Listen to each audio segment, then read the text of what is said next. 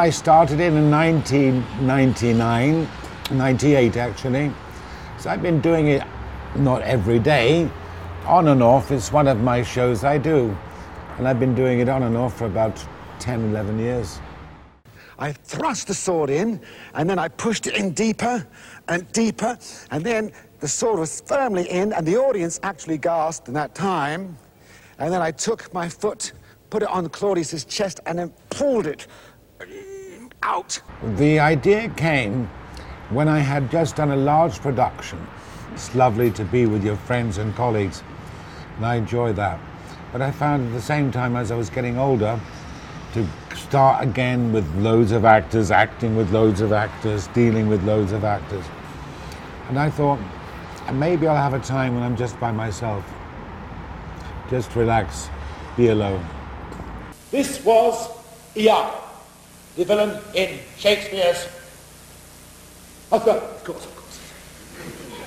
And I'm sure you all know the plot. And if you don't know Othello, it doesn't matter. Somebody will explain it to you. The villains are like a plague. It's like a disease that comes when society is unbalanced. You see, when a society is in conflict and chaos, all the villains come out because they feed on chaos. Not only do they feed on chaos, they are not seen because of the chaos. It's a camouflage, like a fog.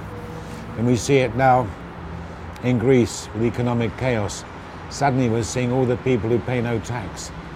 People have been getting away with it for years. People have been stealing virtually from the government. So I took that sword, I went ram it right in, and I thrust it. Then I twisted the sword round and round his guts, making spaghetti of his guts. I think they all had a particular psychology that determined the kind of villainy that they did. They all complained about being neglected, unwanted, somehow let down. Iago was frustrated. He was let down by Othello, you know, making Cassio his right-hand man. And this was like a lack of love. Othello didn't love him enough to give him this, and he was so bitter, and so jealous, and so frustrated. And Richard, he felt let down by, you know, his birth, his alleged, we don't know historically if it's correct, but his deformity and things like that. At least that was his excuse. The same thing with Macbeth. Although less so, but there was a frustration, a feeling of lack of accomplishment, that the killing of a king would give him some glory. So they all have an excuse in some way. That makes him interesting, that they all... Shylock, of course, as I said in the play, that revenge is for any group that's neglected or somehow refused entry into society, whether it's blacks or gypsies or poor. They develop a kind of revenge attitude. A villain is a person who is motivated purely by their own lusts, desire, and greed. If you do anything that has some value, you will always attract love. If you do something bad, you will earn the hatred of the world. And that is right. But the sickness of our society is that you do not earn the hatred of the world. You earn their respect.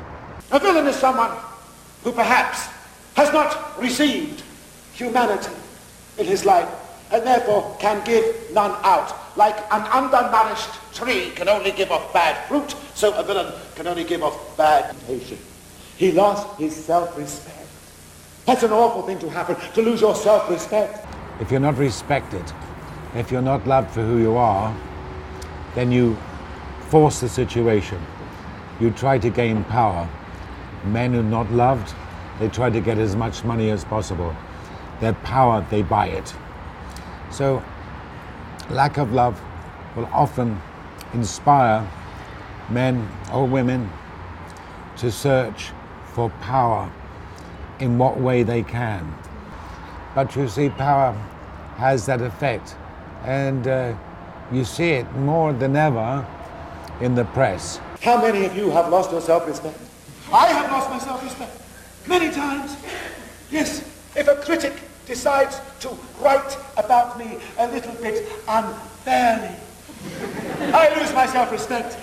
As I read the paper, it's like poo, a stink came out. So this evil that I'm doing in the show is only one aspect. But, you know, we get evil in so many societies now, and we've got to really, young people like yourself, you know, who have ideals, and you have, you know, the education, and you have the media, can put a stop to these people. Fetch me this flower, the herb I showed thee once. The juice of it on sleeping eyelids lay, will make